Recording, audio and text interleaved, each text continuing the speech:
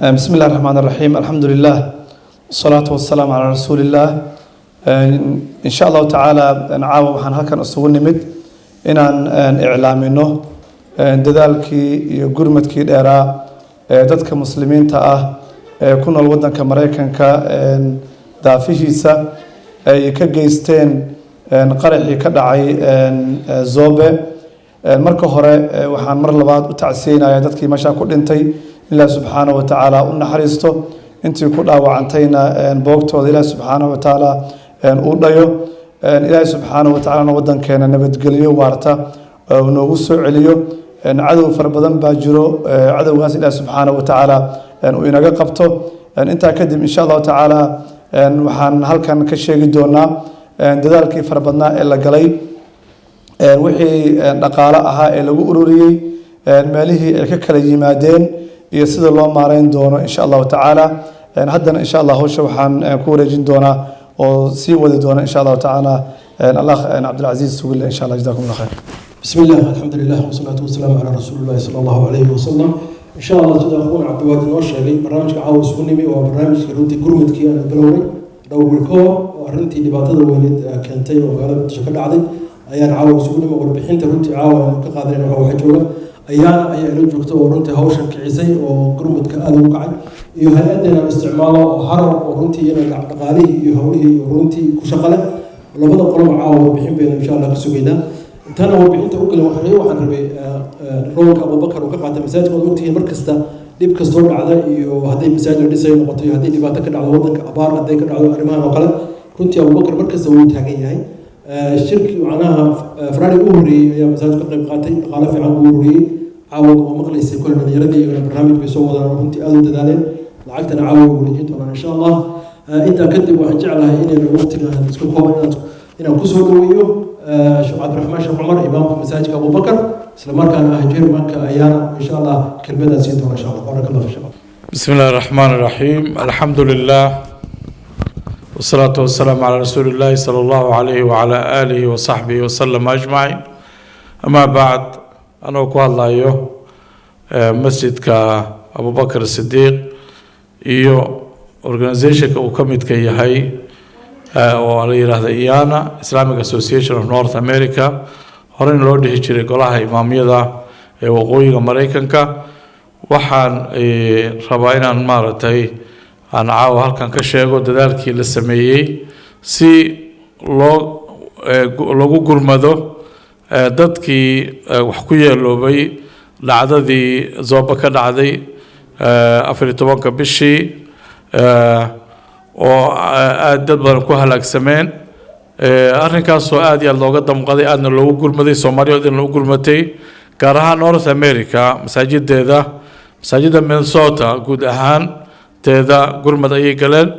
iyo wadanka oo dhan oo gobolada ilaa 30 masjid iyo wax soo raaco iyo dhalinyaradooda iyo gabdhaha iyo hooyooyinka kulli gurmad ay galeen marka insha Allah taala waxaan inaga noo ah hay'adda qaadaysa oo registration wadanka Mareykanka ka registration waa hay'adda haro insha Allah taala waxaan aad iyo arrinta waxay arrin imtixaan ah Soomaaliyeed in ay u dhaqaaqday Puntland waxay ururisaa ilaa 500 kun aad iyo aad baan ugu amaanaynaa maaragtay dadka reer Puntland Ilaahay subhanahu wa ta'ala waxay muujiyeen waalnimo iyo inay dadku isku hilbay yihiin wala yihiin sidaas oo kale dadka qurbaha jooga diasporaha oo iyaguna sidoo kale u istaagay iyagoo isugu jira Soomaaliya oo idil u istaagay in dadkii wax ku noqday qaraxii inay u gurmadaan caawa marka waxa halkan insha Allah aan idin soo gudbinaynaa wixii aan aruurinay annaga masaajidda golaha imaamiyada oo aad u tiro badan gobolkan kaliya Minnesota ilaa 12 masjid ayaa ku yaal oo isku xiran oo kulligood hal meel ka amar qaata organization ka hoostaga oo midnimo iyo waalnimo ka wada dhaxaysa iyo diin iyo dadka inay u gurmadaan xaaladaha culus markay soo gudboonaadaan marka waxaan leeyahay insha Allah taala intii wax bixisay ilaahay waxaan weydiisanaa jannadii inuu geeyo inta dhimatayna ilaahay jannadii uu geeyo inta dhaawaca ilaahay uu boogadhayo ummadda Soomaaliyeed ilaahay uu ka dhigo ummad mid ah oo dhibkeeda iyo dheefteeda iyo cadawgeeda hal meel uga soo wada jeesata oo jiritaankeeda ilaalisa runtii waa arrin aad iyo aad maaragtay tusinaysa dadkan Soomaaliyeed inay isku mid yihiin inay walaalo yihiin inay hilba yihiin inay maaragtay sultan qaayaan wax kasta oo soo kala dhaxmaray iyo wax kasta oo soo dhacay walaalo ku wada caana caba maaragtay Soomaalidu waxay dhahaan doqon meeshii isugu carooday in lagu kala tagay moodaa doqon waxaa moodaa meeshii isugu carootay inay kala tageen lagu kala tagay moodaa marka Soomaali ma kala tagin walaalanahay midna waa nahay dhibkeena iyo dheefteennaba waa u midaysana insha Allah taala ilaahayna naga ilaaliyo kala taga iyo dhibaatooyinka wixii dhib nagu wadana ilaahay subxaanahu wa tacaala iyaga shartooda Allah ku celiyo waan aad iyo aad baan walaalahen waa juhdi muqil waa dadaal aan dadaalnay Allah naga wada aqbalo kulligeen wala mahadsantiin jazakum Allah khair السلام عليكم ورحمة الله وبركاته إن شاء الله سيد الشيخ الشيخ أنت إن شاء الله وحنا الله كبرنا سبحانه وتعالى مدة الصومالية إننا نحط أنت يسكون الله إن شاء الله وقتين سيد الله بدأ يقدم جديدة عارف البدء على يقول الوضع وقتي صومالي لفت العيابين معك أنت أن قالها تبدأ مركلة في اليوم العارف في عم بعد بدها لجوه مركان أنت زوجت سيادتك إن شاء الله السليمات يرنتي من نمو يخير بدل ما كانوا يديرون لما تكسر على بعض صباحا مركان الله سبحانه وتعالى وخير خصوصا أنت إن شاء الله هذا لو حنا بينا خصوصي أخونا حسن نوي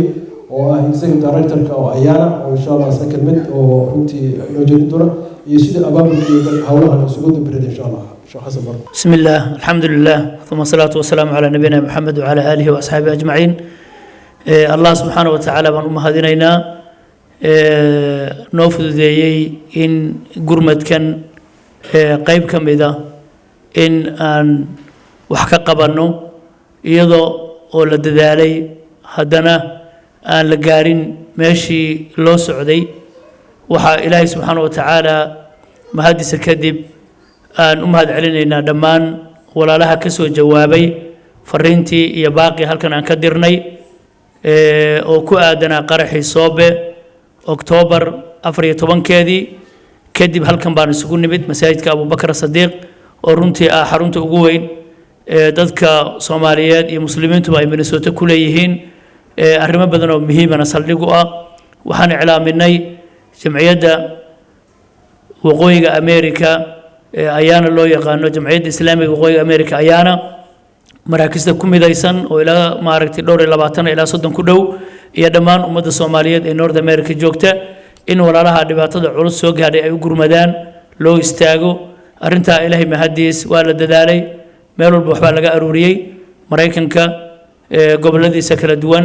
dadka jamciyaddan ku midaysan iyo dad kale oo aan jamciyaddan ku midaysnayn intaba dadaal aad iyo aad u badan baa la bixiyay walowba aan rajaynayo wali inaan boqolkiiba boqol meeshan u socono aanan gaarin ilaahay subxaanahu wa tacaala waxaan uga baryaynaa dadka dadaal inuu miisaanka xasanaadka ugu daro sidoo kaleeto waxaa aad dadaal xoog badan u bixiyay hay'adda Haro Humanitarian African Relief Organization oo caawa madaxdeeda ay nala joogaan oo hormuudka ahayd dhaqaale aruurintaas wixii annaga ka jamciyada aan aruurinana hay'adda ayaan u dhiibnay oo ku wareejinay waana hay'ad ka howlgasha gudaha Soomaaliya aadna loogu kalsoon yahay muddo fara badan oo 12 sano runtii shaqeynaysay oo dadka haddii abaar ku dhacdo iyo haddii ay ku dhacdo colaad iyo haddii ku dhacdo maaragtay dhinac walba u gurmanaysay iyagana ka rajaynayna insha Allah taala inay soo bandhigaan detailska jamciyadda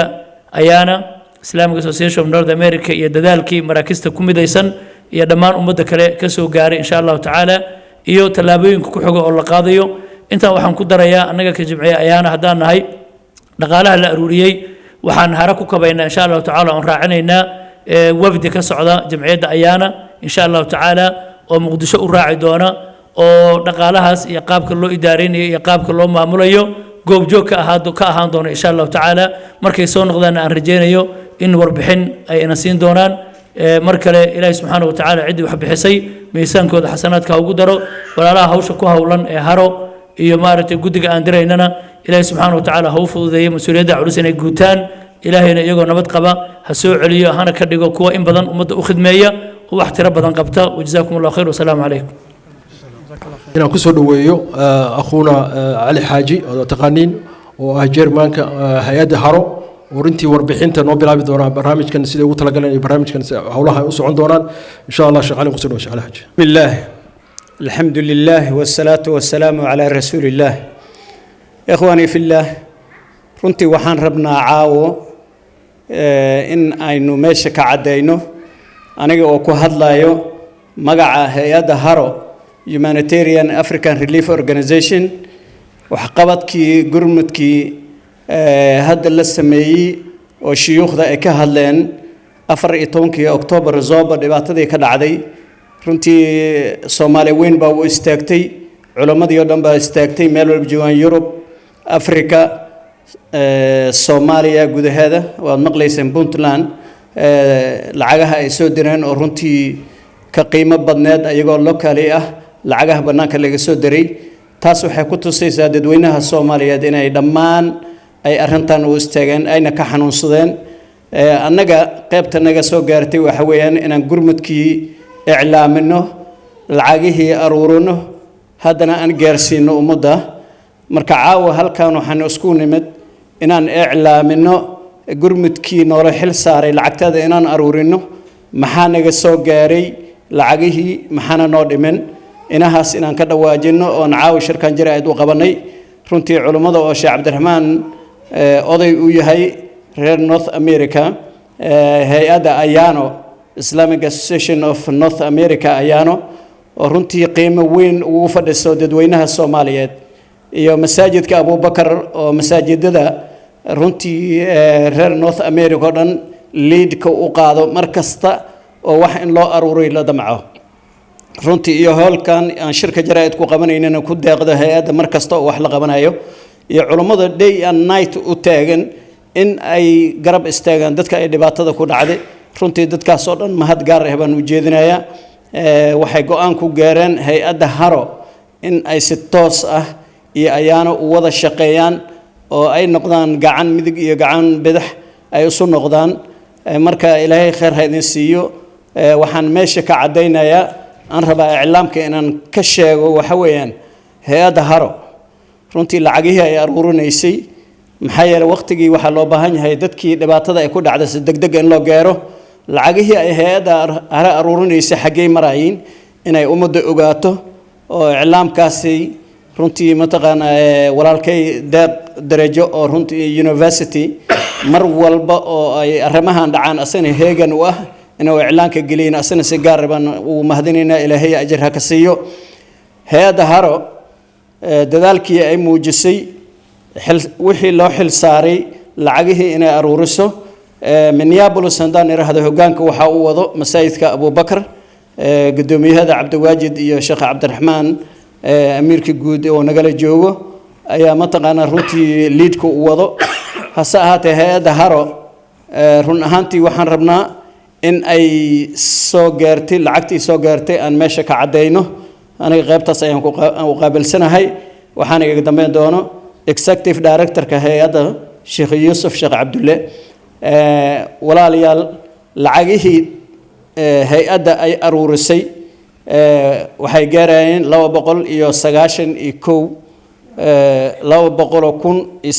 291 kun bay gaaraysaa lacagta 291 waxaa soo xarooday oon hadda gacanta ku hayno oo cash ama account-keena ku jirto waa 186 wiigan gudihiisana waxaan sugaynaa inta kale inay soo dhameystirmaan haddii ilaahay raali ka noqdo maxaa yeelay waxaan u malaynayaa marka ayaana iyo tiimka haro inay lead-ka magaalada Minneapolis iyo dhammaan masaajidada North America dhan oo ayaana hoos yimaado ay door weyn habeen imaalan aysan seexanin oo runtii arrintaas dadaal ay muujiyeen ay intaas ku gaarsiiyeen marka waxaan leeyahay ilaahay subxaanahu wa ta'aala ka ajarsiiyo iyo dadweynaha Soomaaliyeed iyo gabdhaha Soomaaliya oo lacagahan aruuriya ayagana Allah ka ajarsiiyo sidoo kale waxaa jira dhalinyarada youth-ka si khaas ah anaga noola soo xiriiray oo shaqadan qabana caawana lacag noo wareejin doono oo mataqaana youth-ka masaajidka Abu Bakar As-Siddiq Islamic Center of Minneapolis Minnesota runtii youth-kana lacagtaas bay isu xil saareen baabuurtii bay dhaqeen raashinkii bay kariyeen dadkooda inay garab istaagaan dhibaatada ay ku dhacday bay runtii aad iyo aad guntiga dhiish u xirteen marka walaalayaal waxaan leeyahay ilaahay subxaanahu wa ta'aala dhalinyaradaasna soo barbaaro ilaahayna ha idinka dhigay liidarada bedelo musuq maasuq iyo qashinka oo dhan bedela allah idinka dhigo mataqaana waxaan idin rajaynayaa dad ahlu diin ah oo dadkooda ka naxa allah idinka dhigo waa tihiine inta aad hada qabatiin in ka badan ilaahay subxaanahu wa tacaala ha idinka keeno inahaas ayaan kusoo gaabanayaa wajazaakum allahu khayr wasalaamu calaykum waraxmatullah جزاك الله خير شيخ علي ان شاء الله وركاس wax lagu farxo waaye in sha Allah barakallahu fiikum wal maqlaysan lacagta soo ururtay lacagta hayaan iyo lacagta mataqaan oo diyaarka in sha Allah lacag 300 ku dhow dabcan waana loo sheegay in sha Allah wax lagu farxo waaye marka in sha Allah haddana waxaan rabaa inaan ku soo dhaweeyo akhuuna Yusuf Abdullah oo dhinacayga taagan Yusuf waad ogtiin wuxuu ahaan jiray imaamkii hore oo masjidka Boston uu soo wareegay hadda wuxuu mataqaan hawsha ka wada as executive director haro ayuu ka shaqeeyaa full time oo sheekhu runtii wax badan baa arki doontaan insha Allah marka caawa waxaan rabaa inaan noo dulmaro hawlahan iyo sida u dhaceen iyo lacagahan meel ay ka yimaadeen barakallahu fiik sheekh Yusuf بسم الله الحمد لله والثناء لله والصلاة والسلام على رسول الله وعلى آله وصحبه وسلم أجمعين جزاك الله خير شاد عيسى ولا يا علماء يجوا الرئيسي كهذا شهرين شيخ عبد الرحمن شو عمر شيخ حسن دوية يا شيخ علي حاجي وهيئة دهر مدحوة يا علماء يجوا الرئيسي أيانا مدح ذي هيد إن شاء الله عاو هالكم حاسكون نمت إن آن ما دام العقد اللي سوى أروريي إن كستوي واحد ميهين وحي سيدي الطلابين كيقولي على هايين يو oo ka dambeeyay yani iyo in aan caawa loo mahadnaqo ama aan dadkana u sheegno insha Allah dadkii ka qayb qaatay haday noqon lahaayeen ashxaas si gooni ah u dadaashay iyo haday noqon lahayd maraakiis iyo jaariyada Soomaaliyeed oo wadanka Mareykanka joogta inta badan lacagta waxay ka timid jaariyada wadanka Mareykanka joogta waxayna u badan yihiin dadka maraakista saldhiga u ah waxaan rabaa marka insha Allah in aan iraahdo jaariyada Soomaaliyeed guud ahaan way ka qayb qaateen barnaamijka asaga si aad iyo aad u xooggan ha ahaadeen kuwa ayaano maraakisteeda ka tirsan iyo yeesan ahaanine inkastoo ayaana ay u badan yihiin maraakista intooda badan laakiin waxaa jira maraakis kale oo aan ayaana ka tirsanayn oo ayaguna ka qayb qaatay oo juhdigaas aad iyo aad uga soo qayb qaatay barakallahu fiikum waxaan rabaa marka in aan maraakistaas aan sheego magacyadooda si quick oo dhaqso ah kadibna waxaan ku xijin doonaa lacagtaas insha Allah iyo sida ay u bixi doonto iyo qaabka iyo systemka aan rabnay inaan u marno in lacagta dadka loo gaarsiiyo masaajidda Minnesota qaar badan oo kamid ah ayaa ka qayb qaatay sida masaajidkeena Abubakar Sidiiq ee Minneapolis halkan aan joogno sida masaajidka Darus Salaam ee Burnsville Minnesota ku yaal asagana Abubakar Sidiiq Faribault masaajidka Ihsan oo St Paul ku yaala masaajidka Darus Salaam Darul Qalam aan iraahdo Islamic Center oo North East ku yaala Sheikh Abdullah Ibrahim Imam ka yahay Masjid Ar-Rahma Mosque and Muslim Society of Awatana oo ku yaala Awatana Minnesota sidoo kale Masjid Sunnah oo ku yaala St Paul ku yaala Masjid Abu Huraira oo ku yaala Rochester Minnesota ku yaala iyo masaajidka Darus Salaam oo asagana waan sheegay Burnsville ku yaala masaajidaas area Minnesota ku yaala ayaa si buuxda oo full ah uga qayb qaatay oo aad iyo aad lacag xooggan ku bixiyay arrintaas ayada iyo juhdi badan waxa kale oo kamid ah maraakista iyaguna banaanka uga qayb qaatay ka magaalo ahaan iyo ka masaajid ahaanba labada masaajid ee labadaba la yiraahdo Abubakar Islamic Center oo midna Takwila oo ku yaala midna Washington Seattle oo ku yaalo oo labadaba state of Washington ah iyo dhammaan jaaliyada reer Seattle oo si xooggan oo kala har la'aan ah oo aanan waliba lahayn maxaan ku kala socod aan lahayn hal mar uga wada qayb qaatay qiyaadada Sheekh Axmed Nuur jazakallahu khairan gadaal baan ka sheegi doonaa insha Allah sidoo kale waxa ka qayb qaatay barnaamijkan masaajidka Masjid Sunnah and Da'wa Center ee Atlanta Georgia sidoo kale waxa ka qayb qaatay masaajidka Main Muslim Community Masjid Bilal oo Portland iyo jaaliyada reer Portland maxaan ka wadaa jaaliyada reer Portland magaalada dhan baa u istaagtay masaajid kaliya ma ahayn labada masaajid kale ayaa ku yaala magaalada oo asaguna u istaagay walaalo kale ay iyaguna hayaan gacanta ku hayaan oo walaalaheena Soomaali ah iyo masaajidka Masjid Bilal iyo dhammaan magaalada ayaa si fiican uga qayb qaadatay waxa sidoo kale ka qayb qaatay masaajidka Lewiston Auburn Islamic Center oo asna Lewiston ku yaala ayaa ka qayb qaatay waxaan filaynaa waxa kale oo ka qayb qaatay masaajidka Boston Islamic Center iyo magaalada Boston guud ahaan oo si wanaagsan runtii juhdi badan u muujiyay masaajidkan waa laga aruuriyay hooyooyinka masaajidka iyo magaaladana lacag fiican bay ka soo aruuriyeen oo ay uga qayb qaateen arrintaas iyada ah waxa sidoo kale ka qayb qaatay lacag aruurintaas oo aad iyo aad dadaal dheeraad ah muujiyay masaajidka Masjid Ar-Rahma ee ku yaala Phoenix Arizona oo si fiican ayaguna uga qayb qaatay soona gudbiyay wixii ay ballan qaadeen iyo wixii aruuriyeen sidoo kale waxa si wanaagsan uga qayb qaatay haweenka iyo ragga ku jira oo duruusta ka qaata qolka 114 iyo 115 oo uu maamulo walaalkan Cabdullaahi Xaaji uu gacanta ku hayo Sheekh Axmed Nuur iyo Sheekh Cabdinaasir iyo culimada la midka ana ay gacanta ay ku hayaan oo ay shuyuukhda ay ka yihiin iyo Sheekh Cabdiraxmaan oo fataawada uu ka akhriyo habeenka jimcada ah sidoo kale waxaan filaynaa inay si degdeg ah noogu soo biiraan oo aan mar dhow ka filaynaa iyagana masaajidda aan ka filaynaa waxa kamid ah Masjidul Ansar ee San Diego iyo dhammaan mujtamaca reer San Diego waxa kaloo kamid ah masaajidda aan ka filayno masjidka Nashville masaajidda Nashville ku yaala iyo community-ga reer Nashville iyagana waan ka filaynaa insha Allah dhawaan si degdeg ah sidoo kale waxaan ka filaynaa insha Allah iyagana xisaabta ku jira Somali Islamic Centers of Ohio ama SICO loo yaqaana oo iyaguna ku yaala masaajidda Soomaaliyeed ee magaalada Columbus Ohio ku yaalo ayaa iyagana ka filaynaa waxa si gooni ah oo aad iyo aad u qiimo badan uga qayb qaatay oo dadaal gooni ah muujiyay culimada aan raba halkan in magacooda aan ku sheego fadiilatu Sheekh Dr. Cabdiraxmaan Sheekh Cabdiraxmaan oo runtii hoggaanka noo ah oo tawjiihaad badan na siiyay jazakallahu khairan oo arintan hormuud u ahaa al-akh Sheekh Xasan Dhooye oo chairmanka ama mataqaana aan iraahdo cafwan executive director-ka ayaana oo asaguna gurmadkii ugu horeeyay iyo dadaalkii ugu horeeyay isu keenida dadka qayb weyn oo libax la ka qaatay waxaan rabaa inaan si gooni ah oo khaas ah aan u xuso oo Ilaahay subhanahu wa ta'ala u weydiiyo in uu miisaan weyn uu ku siiyo qiyaamaha fadiilatu Sheekh Maxamed Idriis Axmed oo runtii aad iyo aad ugu dadaalay arintan sheekh si khaas ah oo gobolada iyo wadamada kale xataa gaaray oo meel walba uga hadlay oo cajalado badan ka duubay oo live ah marar badan ama Facebook ka noqoto ama meel kale aad iyo aad baan sheekh ugu mahadnaqayaa Ilaahay khayr badan ha siiyo gurmad weynna muujiyay ummadda Soomaaliyeedna aad ugu xanuunsaday waxa kaloo kamid ah dadka habeen iyo maalin aan nasanin oo ilaa hadda shaqeynaya Dr. Sheekh Axmed Nuur ayaa kamid ah imaamka masaajidka Abu Bakar Takwila Washington oo runtii ka shaqeeyay dhinaca magaalada guud ahaan qolalka 114 iyo 115 iyo qolal kaleba ka shaqeeyay guud ahaan internetka iyo warbaahinta ka aruuriyay lacagta waxa kamid ah Sheekh Abdisaaq Xaashi oo asagun runtii cimaamada u xirtay inuu arintan ka qayb qaato oo habeen aan xasuusto inuu wax badan uu nala soo jeediyay lacag aruurin waxa kamid ah Sheekh Maxamuud Garyare oo magaalada Portland Maine aad iyo aad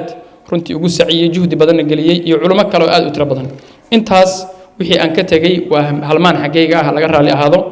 laakiin guud ahaan raggaas ka wada qayb qaatay waxaan rabaa inaan si gooni ah oo khaas ah aan u xuso walaalaha masaajidka Wilmer Islamic Center ee ku yaala Wilmer ee jimcadii la soo dhaafay aan tagnay runtii walaalahaasi si gooni ah baan ugu tagnay walaalkeen wariye deeq darajo nala socday warbaahintana waa la soo galiyay mujtamaca meesha iskugu tagay ee Wilmer jooga runtii aad iyo aad bay intay iskugu tageen bay lacag u aruuriyeen lacag wanaagsanna waa ay soo dhiibeen sidoo kale register masaajidkeena Abu Hurayra asaguna uu ka qayb qaatay si wanaagsan haddana jaaliyadda waxay wadaan lacag ururin aad u badan bay wadaan oo iyaguna runtii iyo dadaal aad u badan waana filaynaa insha Allah mar dhow inuu soo gaaro khayr badan Allah siiyo iyo culimada halka joogta wixii aan ka tagay again oo ama aan iloobo ama qoraalka aan igu qornayn waa halmaan weeye halmaan hadal kuma jiro laakiin waa wada dareensanahay walaalaha qof walbana waxaan gaarsiin doonaa warqad loogu talagalay intaas markaan ka baxo waxaan u gudbahayaa oon boobsiinayaa insha Allah dhinaca sideen rabnaa inaan wax dadku gaarsiino insha Allah magaaladan sida culimadii ugu horeysay ay sheegeen waxaan ka dareynaa laba qof oo mataqaanay matasha lacagtan la soo aruuriyay qaadaysa insha Allah oo gaarsiinaysa dadka gaarsiinaysa insha Allah haro iyo ayaana qof hayaana ka socda iyo qof haro ka socda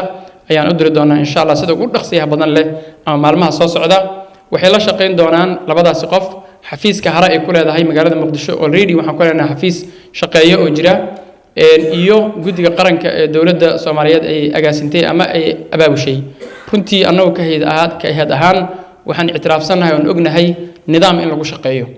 iyo system in lagu shaqeeyo hay'adani waa hay'ad ka rajiskaraysan ka qoran lagala xisaabtamo waddanka Mareykanka dawladda Soomaaliyeedna ay ictiraafsan tahay oo wasaaradda arrimaha gudaha ay sharci ay siisay saadarteed waxaan marinaynaa lacagta qanawaadkii sharciga ahaa oo saxda ahaa ee hadhow xisaabteeda iyo wax walbana meel la marsiyo ay leedahay baan marinaynaa insha Allah walaalahana waxay la shaqeyn doonaan insha Allah guddiga arinta ayada loo xilsaaray waxaan hubin doonaa insha Allah oo labada walaal aan u diraynaa xafiiska harana uu ka shaqeynayaa aan lana coordinate garaynaa ama la shaqeynaynaa guddiga dawladdu ay u saartay si aan u hubinno xoolahaasi in ay gaareen qof kasta oo ku dhibaatooday ama dhib ka soo gaaray meeshaas intii aan gaari karno waxyaabaha aan sii bilownayna waxaa ka mid inaan sameynay liis dadka ay dhibaatadu soo gaartay oo weliba businessyada yaryar small businesska dadka ah in aan liis oo xafiiska uu noo soo diray haro oo diyaarsan insha allah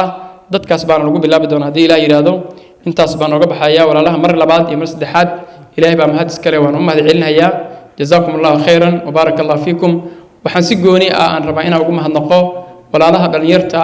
sida walaalkeen jacali xaji uu sheegay abubakar sidiiq runtii aad u dadaalay oo lacag gooni ah iyagu soo aruuriyey caawana insha allah shaagii wareejin doona haddii ilaah yidhaahdo جزاكم الله خيرا وبارك الله فيكم يوسف إن شاء الله بارك الله فيكم كل سنة مقلسين قرمتكم أدبو متقان مرسولة كلية معها شيخ وسوش شيخ استدادة كلام فربنا بالغ وري العجهن أيانا أو صلي هو هات ولكن كبرنا أنت كلا دتك شعبك يمساجدك على كقرب قاتي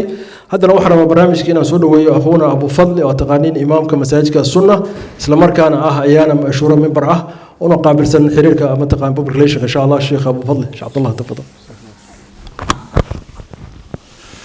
بسم الله الرحمن الرحيم الحمد لله والصلاة والسلام على سيدنا محمد وعلى آله وصحبه وسلم أجمعين أولا وحن أتعسيدين إن dadkii walaalaha ahaa oo runtii dhibka uu ka soo gaaray qaraxii maalintii afar tobnaad isgooska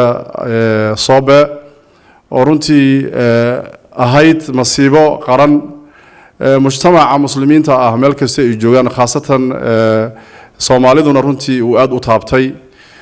dadkii dhintay Allah u naxariisto qubuuraha Allah u waasiciyo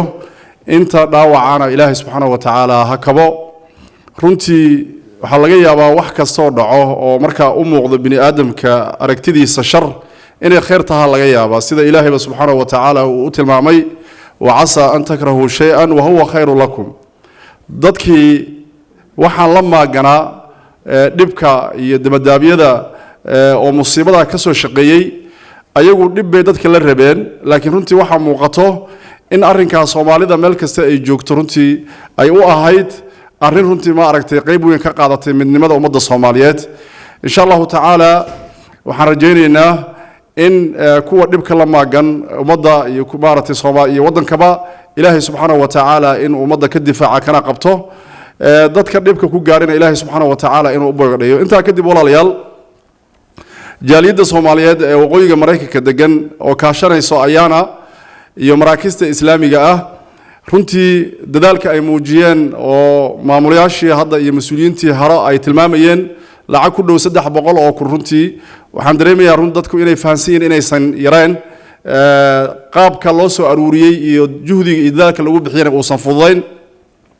insha Allah waxaan rajaynaynaa inayna inta noqonin insha Allah ta'ala inta ma aragtay kaliya dadaalka uu socon doona mar walbana waxa la garab taagan yahay oo runtii aan u noolnahay oo mujtamaca Soomaaliyeed meel kasta oo joogan ba u nool yihiin inay garab istaagaan dadkooda walaalahooda oo dhibaataysan waana u mahad celinaynaa dhammaan maraakiistii iyo gobolladii iyo dadweynihii ka qayb qaatay oo dhan sidoo kale hay'adda haro runtii oo juhdi badan iyo dadaal badan ku bixiso masaa'ibta iyo dhibaatooyinka saan oo kale markay dhacaan inay dadkii wax gaarsiiyaan sharcina u la runtii habeenii maalinna aanan ka seexanin ayagana waxaan leenahay jazaakumullahu khayr waxaan rajaynaynaa insha Allah ta'ala in warbixin saafi ah ay ka keento ayada iyo runtii maaratay golaha ayaana cidda maaratay ka raacaysaba warbixin saafi ah inay ka keenaan si dadka feedback loogu soo celiyo insha Allah ta'ala wajazaakumullahu khayr wa sallallahu ala nabiyina Muhammad wa ala alihi wa sahbihi wa sallam ajma'in جزاك الله خير عبد الله ان شاء الله هذا انا waxaan rabaa inaan ku soo dhaweeyo imaam maxamed murtada baan joogo imaamka masjid al-ihsan oo hadaaya la sheegay runtii qayb weyn ka qaatay barnaamijka insha Allah marka waxaan rabaa kelimad sheekhanaysan sheekh maxamed mursal bismillah alhamdulillah والصلاة والسلام على رسول الله وعلى آله وصحبه ومن والاه أما بعد مركو بعد إله بمهاد إسكاله سبحانه وتعالى مركو لبعضنا رنتي سيدي علماء يقول الرئيسي أي تلمامين waxaan rabnaa dhibka inaan la qaybsano walaalaha iyagii uu dhibku soo gaaray waan ka xunnahay annaga oo Mareykanka joogna baanu dhibka la qaybsanaynaa la walbahaaraynaa la xanuunsanaynaa runtii arrintaas waa sida aad uga xanuunsateen eed uga danqateen baanu uga danqanay annaguna waxaana aan odhanhayaa oon fariin rabaa inaan u gudbiyo ummadda Soomaaliyeed وما أصابكم من مصيبة فبما كسبت أيديكم ويعفو عن كثير وحي دبأه أين سوق علي ووحان إنه قعمه أنك شقيسني وانقلب سني وحلو باهي هاي الرنتاس إن الوقفة إذا يسنو إن إلهي أنقلنا سبحانه وتعالى إن إلهي سبحانه وتعالى أطوبت كأنه إن إلهي سبحانه وتعالى أويدي سنو إنه دنبجينا دافع آخرية دون إن شاء الله تعالى تسوى قضب كلبات رنتي مسجد كأنه آن كصعود أو مسجد إحسان إسلامك سنتر أو سيمبول كويالا هي مساجد كلبا سي هجر لآنا برق يدمر برنتي أيوجد جرمدين وحن ربع سجارة إن نقوم هاد عليو قبلها مسجد إحسان وهبين يمال برنتي ددال دير قيليي إن مارتي وعلى الله هذا يتبرعات وصوروريان إلهي سبحانه وتعالى وحن كبريها يا إن ماركتي ولا لها سلبكو سوق علي إنه إلهي سبحانه وتعالى صبري إيمانك ورزقه وجزاكم الله خيرا السلام عليكم. الله خير محمد مرسل إمام محمد مرسل إن شاء الله هذا وقتي وسعداء كل علماء بدن بجوك ترنتي أو دورك واسكرنتي ونقدر أنا ورنتي عن ربنا كهلان لكن وقتي عريرة إن شاء الله وحربنا كسلوا ما دام إمامك دار الإسلام بنرجوه ورنتي كلمة دير ما دام هاين مساجد كقب قاتي ورنتي أدو الدلال والبعد بود دلالين لأن يرون. الحمد لله رب العالمين الصلاة والسلام على رسول الله وعلى آله وصحبه أجمعين وبعد كل وحي وربحنا علماء الشيخي أما وحيابها كساب سندمان نبقى دعي يهوش الله استيقي رنهانتي ذاتك مسلمين تايلي سعاويان وشي واجبة نبقى دعي زوبك دعي بشا أفريتو من كذا أكتوبر مصيبة قرن بيهايد وأمة الصوماليات كل عدي إلهي سبحانه وتعالى أنت دبعتها كسو قارتي أولا إلهي سبحانه وتعالى أنت وذنول عافماد الله السيو أنت مقارني سالمتين الله هنا حريستو كدب نوعد أكتهين وحتى وحاكسي دنبي دبعتك لا كدب بيسي قد عدي مقارنة مقدشو دادك دبعتها قيسنا ينوحان لأنها ور إلهي كعبسة سبحانه وتعالى أمة الصوماليات مسلم كاه بقولك بقول مسلم كاه ورديك هبنا يسنن إلهي كعبسة سبحانه وتعالى sidoo sheekh maxamed mursal sheegay dhammaan ummadda Soomaaliyeed waxaan leenahay walaalayaalow ilaahay ha loo toobad keeno subxaanahu wa ta'ala hal iscafiyo rabbina ha loo laabto adduunyadan waa laga tagayaa ummadda ilaahay subxaanahu wa ta'ala dhammaan Allah na badbaadiyo afkaarta qaldan ee caqiida ahaan u qaldan ee mabaadi ahaan u qaldan dhammaan ha la iska ilaaliyo oo ilaahay subxaanahu wa ta'ala ha lagu xirmo oo ilaahay ha loo toobad keeno oo rabbi subxaanahu wa ta'ala markasta ha la isku xiro kala geenta ummadda iyo dhibaatooyinkeedan yaa laga shaqaynin nimanka munaafiqiinta ah ilaahay subxaanahu wa ta'ala markuu ka sheekeynayay ee dhisay masaajid ka baxsan masaajidka rasuulka sallallahu alayhi wasallam ayagoo markaa ku doonayay inay ku dhibaateeyaan kii rasuulka sallallahu alayhi wasallam tilmaamahooda waxaa ka mid ahaa والذين اتخذوا مسجدا ضرارا وكفرا وتفريقا بين المؤمنين عدو يا مقرنيسا انت اسلام كان نعب مركز waxay u taagan yihiin muuminiinta inay kala geeyaan oo ay muslimiinta dhibaateeyaan ama ummada iska hor keenan bay u taagan yihiin ilaahay subhanahu wa ta'ala ummadeen Allah noo mideeyo inta nool ilaahay subhanahu wa ta'ala sharta Allah ka badbaadiyo dhamaan waan u mahadcelinaynaa hay'adda ayaana iyo magarnaysa haro iyo culimada muslimiinta Soomaaliyeed ee gobolka ku nool iyo ummadda shacabka Soomaaliyeed dhamaantood waan u mahadcelinaynaa run ahaantii jaaliyada ama masaajidkan joognaa Dar es Salaam si fiican bay ugu qayb qaateen dhammaan waxaan leenahay aad baad u mahadsantihiin ilaahay subxaanahu wa ta'ala gurihiina Allah idinku ilaaliyo ilaahay subxaanahu wa ta'ala horta jannada Allah idinku geeyo ilaahay subxaanahu wa ta'ala shartana Allah idinka ilaaliyo wajazaakumullahu khayran wa sallallahu wa sallama ala sayyidina Muhammad wa alihi wa sahbihi ajma'in. جزاك الله خير شيخ عثمان ان شاء الله هدنا waxaan runtii waxaan rabaa inaan u yeero Sheikh Abdul Khaliq oo runtii oo reer Sandiego ahaa imaamkii masaajid Ansar wa taqaaniin oo runtii harar la shaqeeyo si ula shaqeeyo oo runtii hawsha ka qayb qaatay alxamdulillahi rabbil alamin wasalaatu wasalaamu ala rasuulillah ilaahay waxaan weydiisanaynaa inta musiibadu ay ku dhacday ilaahay subxaanahu wa ta'ala musiibadaas inuu wax ka khayr qaba uu ilaahay subxaanahu wa ta'ala ugu bedelo intii dhimatayna ilaahay subxaanahu wa ta'ala uu u naxariisto waxaan runtii u ducaynaynaa una mahad celinaynaa cid kasta oo dadkaas dhibtu ku dhacday u danqatay hadday ganacsato tahay hadday masaajido tahay hadday ururo tahay cid kasta oo hawshaas wax ka qabatay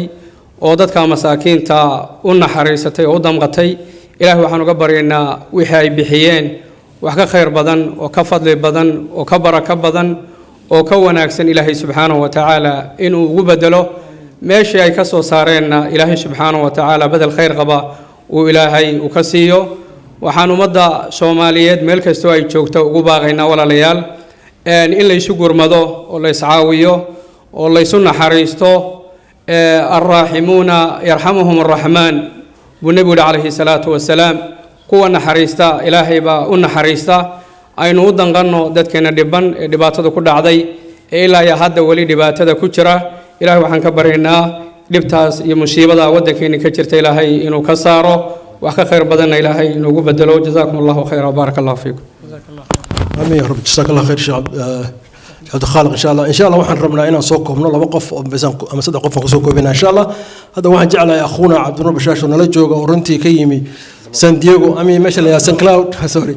سان كلاود وإقرأ معك جهدك وكوضة وقتهين منطقة فيسبوك ما شاء الله وربنا كوضة يا رب كلمة يسيو إن شاء الله بارك الله في الشيخ الله الحمد لله والصلاة والسلام على نبينا محمد وعلى آله وصحبه وسلم أجمعين وبعد hadalkii quruxda badnaa oo dhan culimadii igu horreysay baa tidhi ilaahay tabaaraka wa tacaala waxaan weydiisanaynaa towfiiqda inuu noo waafajiyo dadkii inaga dhintayna inuu allah tabaaraka wa tacaala u naxariisto inta dhaawacu soo gaadhayna caafimaad deg deg oo alla siiyo waxaan rajaynayaa inaynu cashar ka qaadanno dhibkii dhacay uuna inoo horseedo midnimo iyo wadajir وبارك الله فيكم والسلام عليكم ورحمة الله. بارك الله فيك شعب ما شاء الله بارك الله فيك. هذا وحنا سوق على ونوي مع أخونا عبد الفتاح هذا وقتين عبد الفتاح وإكزيكتيف دايركتور دار القلم ورنتي سيحوق لو وقع قاتي هوشن مركب حنا بينا كسر كلمة إن شاء الله. شعب الفتاح. بسم الله الرحمن الرحيم الحمد لله رب العالمين وصلى الله وسلم وبارك على نبينا محمد. مركب وهر سوى الإلهي بمهد سبحانه وتعالى إلهي أن أمهد علينا ثم dadka muslimiinta ee hawshan markii culimadu isu taagtay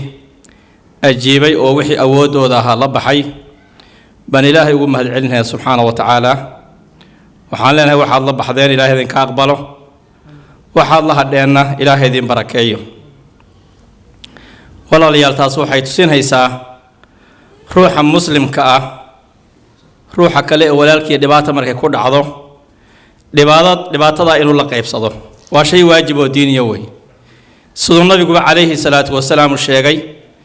inay muslimiinta oo dhan ay yihiin hal fara ama jir ay yihiin oo inay kala go'i karin marnaba taas marka waxaan leenahay midnimada iyo walaalnimadaas aynu sii laba jibaaro markastoo ay dhibaato ama abaar ama musiiba timaado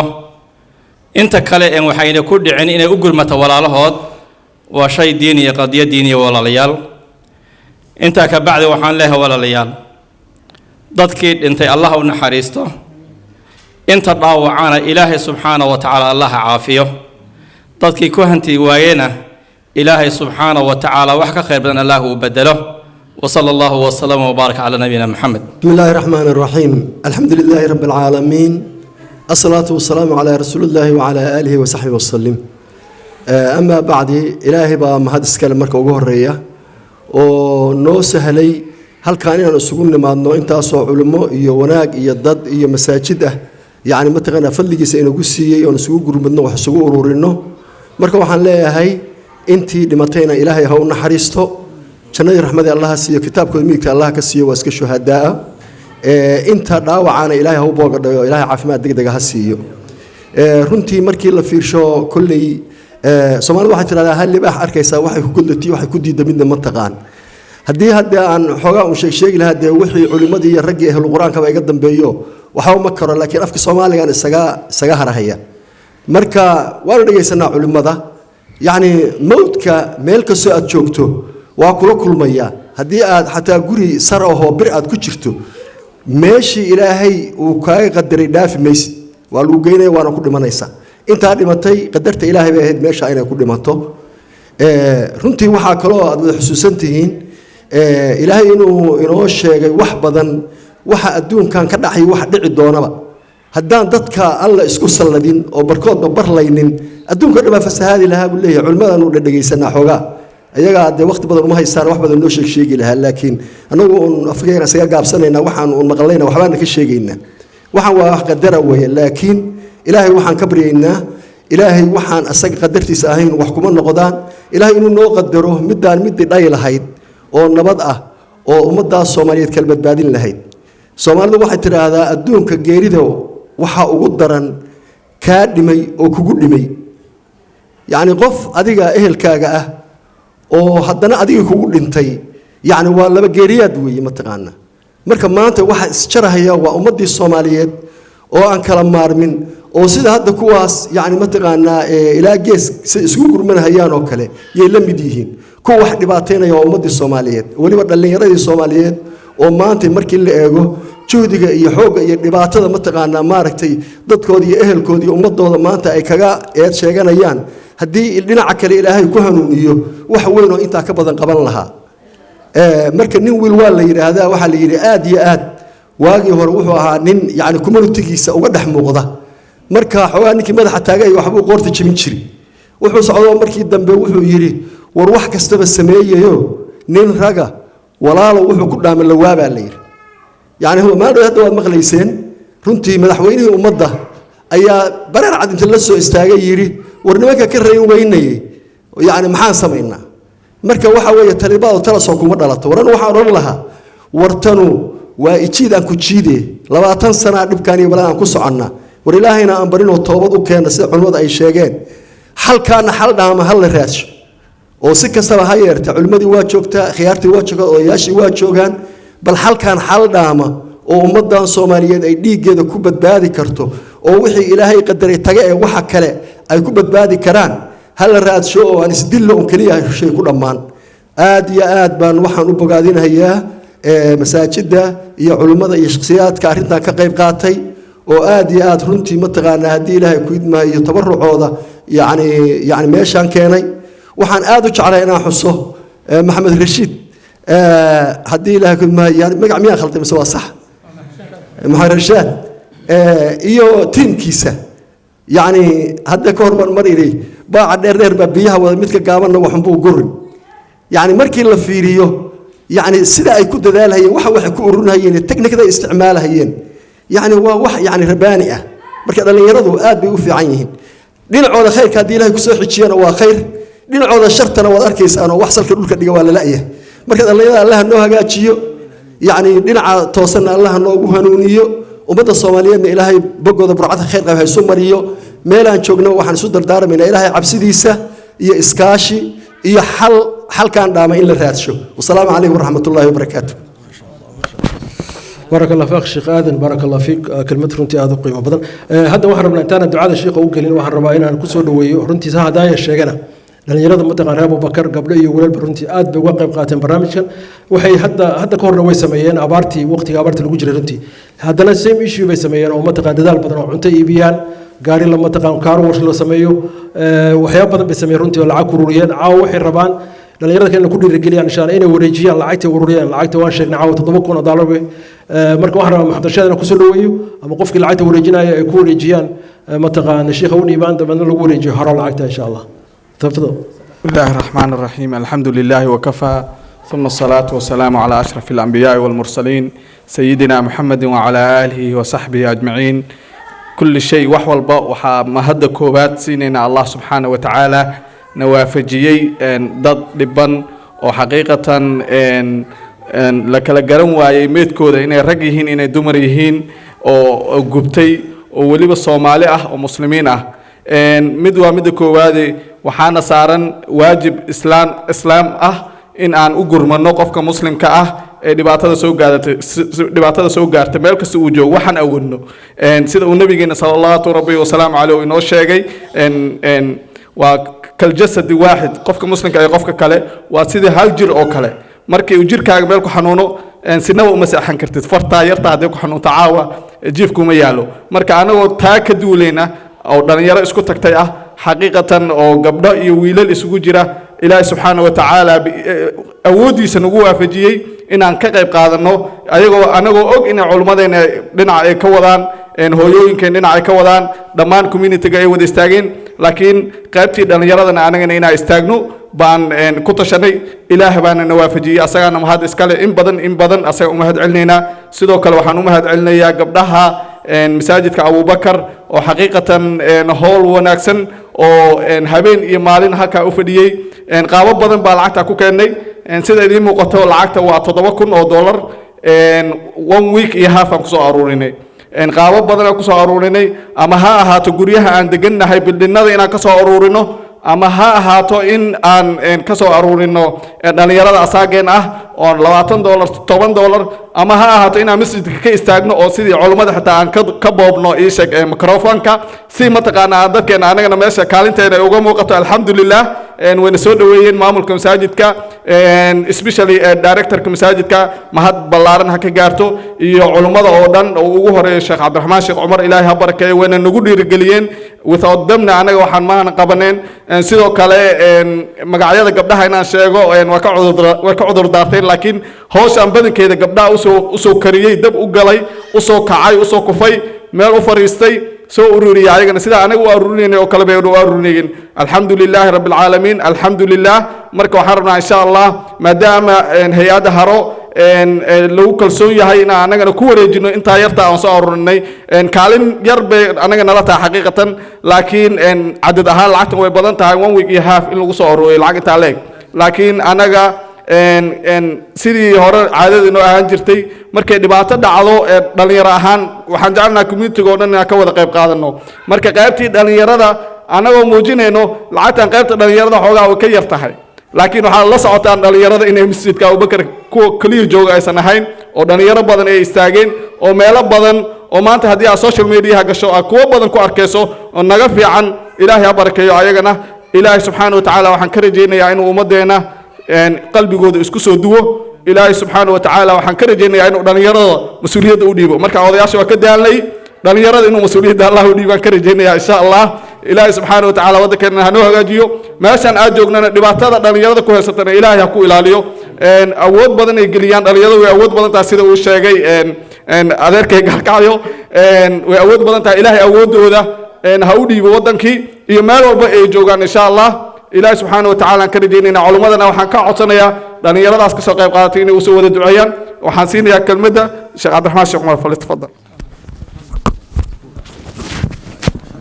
بسم الله jaaga sidaa ujeedaa waxaan ku wareejinayaa insha allah hay-adda haro sheekh cali xaaji baan ku wareejinayaa insha allah waxaan rajaynayaa jeegaas lacagtiisa waa $7,000 باذن الله الكريم الهي وحن كرجينا كو ugu baahida badan inuu anagu nagu aadiyo insha Allah jazakallahu khair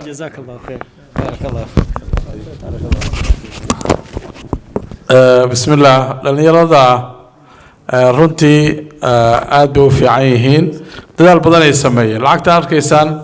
qaar waxay ka keeneen baabuur ay dhaqaan car wash baabuur intay dhaqaan inay lacagta gaariga ay ku dhaqaan inay bixiyaan cunto inay gadaan inay maaragtay dariiqada istaagaan runtii waa arrin aad iyo aad u cajaa'ib ah oo dayasho mudan waa u ducaynayna dhalinyarada ilaahay subxaana wa tacaala maxamed rashaad iyo tiimkiisa iyo gabdhaha masjidka reer abubakar ilaahay subxaana wa tacaala communitiga dugsiga dhalinyarada dhammaanteed ilaahay subxaana wa tacaala ardayda dugsiga dhigata qaar xataa waxbay bixiyeen $5 $2 waxaa ka qayb qaatay dugsiga dhagoolayaasha dugsiga wuxuu leeyahay abubakar dhagoolayaasha qur-aanka lagu baro oo sign language lagu baro iyagana qeybay ka qaatay way la socdaa dhibaatada soomaaliya marka waxaan rajaynayaa dhalinyaradaas inay dayasho u noqdaan dhalinyarada qarxinaysa waddankooda dhalinyarada usoo ururinaysa iyagoo qurbo joogo oo waddan maaragtay qurbo ah joogo shilinkoodii u naxaya dadkoodii inay garashada keliya gartaan dhalinyarada qarxinaysa dadkoodii oo dadkoodii laynayso oo u malaynayso wax fiican inuu yahay ama khayrna u wadaan waxaan leenahay sida sheekh cismaan uu yidhi ilaahay oga toobakeen dhalinyarada wax qarxinaysa waxaa laynaysan waa dadkiinnii waa aqoon-yahankii waa ehelkiinni waa caruurtiinnii waa ilmihiinnii waa dadkiinnii waa ku qarxinaya waa ku baabi'inaya dantaadii aan kuu wadaa adduunka meel ay ka dhacday ma jirto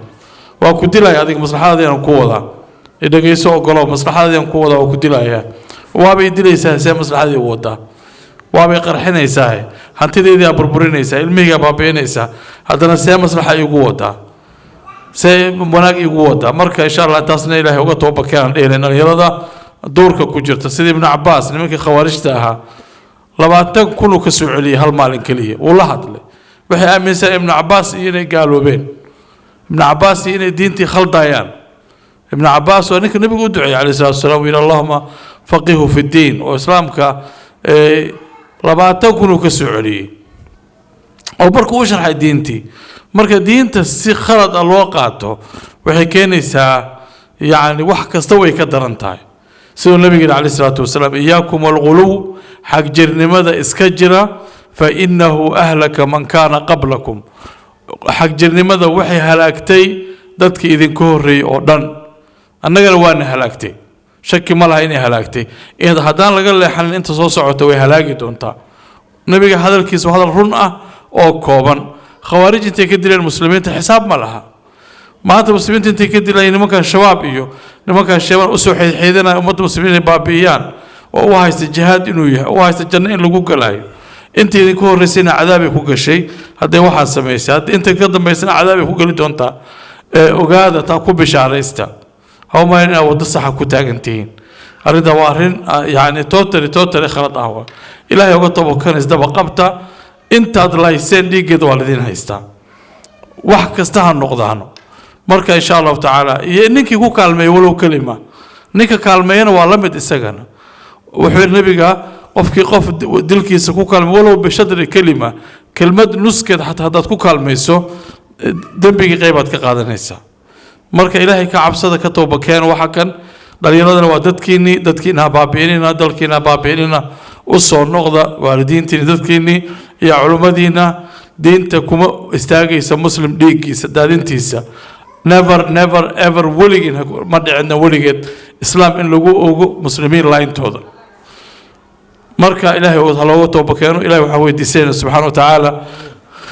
fitnada inuu naga qaado allahumma irfa'na alfitana walbalaa walqatla ilaahay naga qaado fitnada iyo qalooca ilaahay naga qaado fitnada iyo gaalnimada ilaahay naga qaado fitnada iyo fasaadka ilaahay naga qaado fitnada iyo isdilka ilaahay waxa weydiisay su'aamada soo inuu ilaahay cizigeeda kor ka dhigo ilaahay inuu mideeyo cidii waxun la doonaysa ilaahay inuu ku celiyo shartooda iyaga uu ku celiyo ilaahay subhanahu wa ta'ala intii gurmatay oo soo gurmatay ilaahay subhanahu wa ta'ala haka aqbal sadaqadooda iyo gurmadkooda ilaahay naarta ha uga xijaabo ilmahooda Allah ugu badbaadiyo gaar ahaan goboladii soo gurmaday oo waxa qayb weyn ka qaasay Puntland oo maqlay hanii'an lakum runtii reer Puntland aad iyo aad ugu duceynaa ilaahay subhanahu wa ta'ala khayr hasiyo say u soo gurmadeen iyo siday maartay u dadaaleen ilaahay ka jaziyo subhanahu wa ta'ala sida sheegay waa ummadda Soomaaliyeed ma kala tagin mana kala tagi doonto ilaahay idankiisa subhanahu wa ta'ala wax kasto dhacana waxay ka sii qaadaysaa ilaahay idankiis midnimo iyo waalnimo ka sii qaadaysaa iyo inay iska qaado kabadan saaran oo dulliga ah iyo kala qaybinta iyo laalushcunka iyo kan maartay fikirka qaloocan wato gaalada fikirkeeda wata way ka xaq waa insha Allah waa iska safayn doona hadii la yiraahdo inta wanaagsan way midoobi doonta hadii Allah idmo jazakumullahu khayran assalamu alaykum wa rahmatullahi wa barakatuh